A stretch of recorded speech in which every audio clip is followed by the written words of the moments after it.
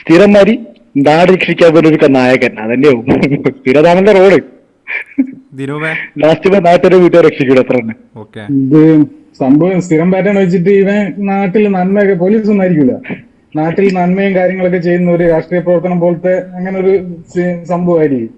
അതിന്റെ ഇടക്ക് നിയമം ഫെയിലാകുന്ന ഒരു സിറ്റുവേഷനിൽ ഇവൻ ഒരു ഒറ്റ സിറ്റുവേഷൻ, ഒരു ചെറിയൊരു സിറ്റുവേഷനിൽ മാത്രം നിയമം ഫെയിലാകുന്ന സമയത്ത് ഇവൻ കയറിയിട്ട് യൂണിഫോം ഇട്ടിട്ട് പിള്ളേരെ അടിച്ചമർത്താൻ പോകുന്നതായിരിക്കും. ആ ഒരു സീന് മാത്രമായിരിക്കും ഇപ്പൊ കാണിച്ചിട്ടുണ്ടാവുക.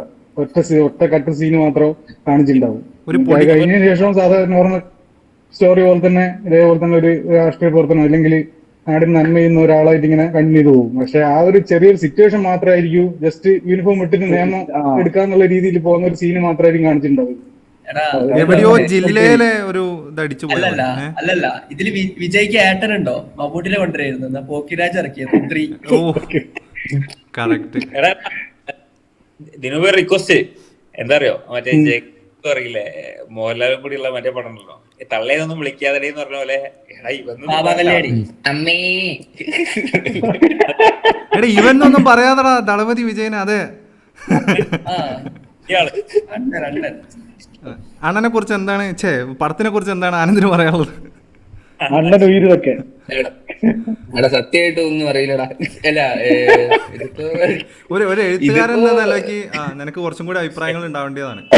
അങ്ങനെ അതായത് അല്ല, ഇത് പിന്നെ പുള്ളിയുടെ ടെംപ്ലേറ്റ് പടങ്ങളെ പോലുള്ള ഒരു പടമായിരിക്കും. പിന്നെ പുള്ളി ആദ്യം എങ്ങനെ പോലീസ് വരാവുന്ന നായകൻ, പിന്നെ ഒരു ഗ്രാമത്തിലേക്ക് വരുന്നു, അവിടുന്ന് വെച്ച് എന്തെങ്കിലും ഒരു പാസം ഉണ്ടാവും, തങ്കച്ചി പാസം അല്ലെങ്കിൽ ഫാമിലി പാസം അല്ലെങ്കിൽ ജനങ്ങളുടെ ഇടയിലുള്ള പാസം. അതിനുശേഷം പിന്നെ ചില എന്റർടൈൻമെന്റ്സ് ഒക്കെ ഉണ്ടാവും, പാട്ടുണ്ടാവും, സോങ്സ് ഉണ്ടാവും, പിന്നെ ഡാൻസ് ഉണ്ടാവും,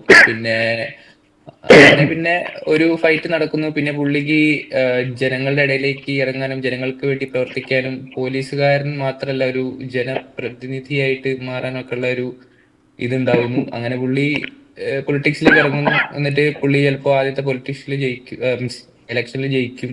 അങ്ങനെ ആയിരിക്കും ചിലപ്പോൾ ക്ലൈമാക്സ്. ഇത്രയൊക്കെ ഉള്ളൂ. എടാ കെ വി, ആരോ അല്ലേ കർണാടക പോലീസിൽ ഉണ്ടായിരുന്നിട്ട് ഇപ്പൊ BJP പൊളിറ്റിക്സിൽ ഇറങ്ങിയ ഒരാള്? അണ്ണാമലൈ, കർണാടകയല്ല തമിഴ്നാട് IAS IPS ആണ്. അണ്ണാമലൈ.